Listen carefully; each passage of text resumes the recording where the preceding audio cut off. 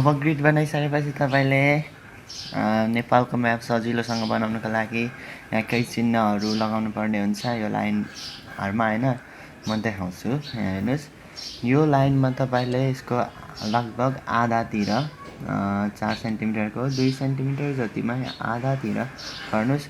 Exact बनाउनु पर्दैन है, एक्ज्याक्ट बनाउन पर्दैन। त्यही भएर अब यसको पनि आधामा चिन्ह लगाउनुहोस् अनि यसको पनि आधा यहाँनिर अनि यसको पनि आधामा बनाउनुहोस्। यसरी चिन्ह लगाउनुहोस् अनि यहाँनिर नेपालगञ्ज भएको क्रसिङ पोइन्ट हुन्छ, ठ्याक्कै यसको यस्तो क्रसिङ पोइन्टमा चिन्ह लगाउनुहोस्। त्यसपछि यसको पनि आधामा यसरी। त्यसपछि यसको चाहिँ 1 सेन्टिमिटर लगभग 1 सेन्टिमिटर जतिमा चिन्ह लगाउनुहोस्। यसको पनि 1 सेन्टिमिटर। यहाँ 0.2 तल 0.2 सेन्टिमिटर अनि यहाँनिर पनि 0.2 तल। यति चिन्ह लगाइसकेपछि अब यहाँ जम्मा 10 वटा चिन्ह छ, हेर्नुहोस्। 1 2 3 4 5 6 7 8 9 10। यति 10 वटा चिन्ह लगाइसकेपछि नेपालको म्याप बनाउन सजिलो हुन्छ।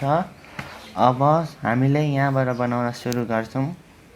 यहाँनिर यस्तो छ, यो देब्रे साइडभन्दा दाहिने साइडमा अलिक धेर आएको हुन्छ है, यस्तै। अनि यहाँ चाङ्ला हिमाल भएको ठाउँ हो, यस्तो बनाउनुहोस्। त्यसपछि अब यहाँको चिन्ह लगाएको ठाउँबाट यसरी बनाउनुहोस्। मुस्ताङ भएको ठाउँ, मुस्ताङदेखि यहाँसम्म। अब तपाईँले यहाँनिर माउन्ट एभरेस्ट भएको ठाउँमा यसरी चाहिँ यहाँदेखि बनाउनुहोस्। अनि यहाँनिर कुम्भकर्ण कञ्चनजङ्घा भएको हिमालको ठाउँनिर अनि यहाँनिर यसरी उठेको छ अनि यसरी यहाँनिर यसरी आउँछ। त्यसपछि यहाँनिर झापाको यहाँनिर टर्निङ पोइन्ट छ, यस्तो आएको छ झापामा अनि यस्तो।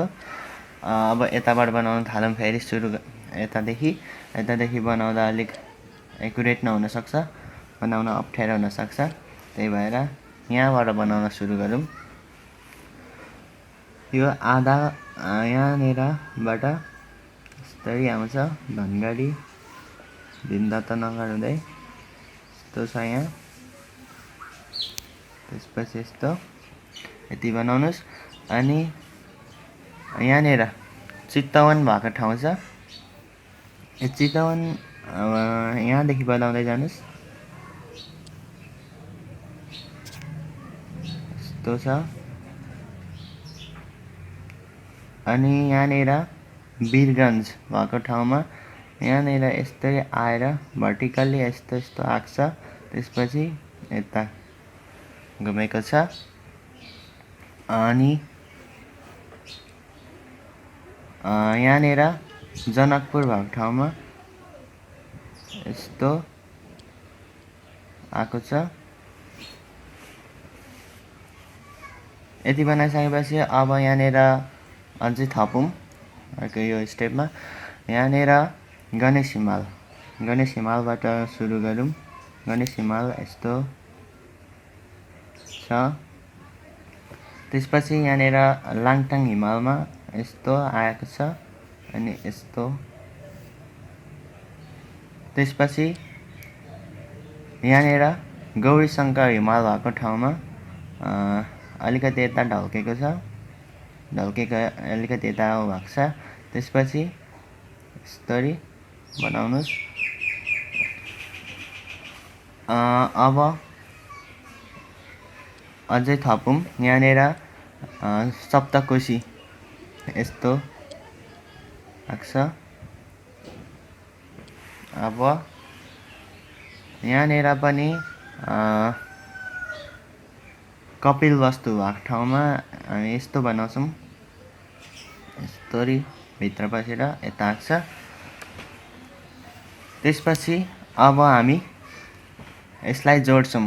यसलाई जोडेपछि नेपालको नक्सा बन्छ। हामी यहाँबाट सुरु गरौँ। यहाँबाट यसरी आउनुहोस्, यसरी जोड्दै ल्याउनुहोस्। यहाँनिर यसरी जोड्नुहोस्, यहाँनिर यस्तो, यहाँनिर पनि यसरी जोड्नुहोस् अनि यहाँनिरबाट यसरी जोड्दै जानुहोस्। सजिलो छ, अब जोड्दै जोड्दै मात्रै जाने हो। यहाँनिर यसरी आएको छ हैन, यहाँ यसो गरौँ, यताबाट यता आएको छ, बसेको छ, त्यसपछि यसरी आएको छ। अब हामी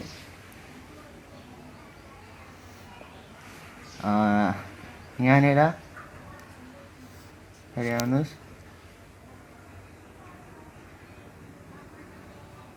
यस्तो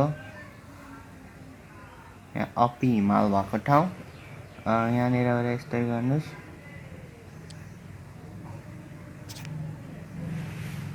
यस्तो, त्यसपछि यहाँबाट यसरी ल्याउनुहोस्, यसरी जोड्नुहोस्। नेपालगञ्ज सिधै यहाँसम्म यस्तो छ अनि यस्तो आएर यसरी अनि यसलाई जोडिदिनुहोस्। चितवनदेखि यस्तै सिधै अनि यहाँ। अब यहाँबाट फेरि यसरी जोड्दै ल्याउनुहोस् अनि यहाँबाट फेरि यसरी लानुहोस् अनि यहाँबाट जोड्दै लानुहोस्। अरू केही गर्न पर्दैन। तपाईँले देख्न सक्नुहुन्छ यहाँ नेपालको नक्सा ठ्याक्कै नभनौँ तर यतिको राम्रो छ। यसरी सजिलो तरिकाले बनाउन सक्नुहुन्छ ग्रिड मेथडले। तपाईहरू बनाउनु भयो पनि होला मसँगै। तपाईले यो भिडियो हेरिदिनु भयो त्यसको लागि धन्यवाद।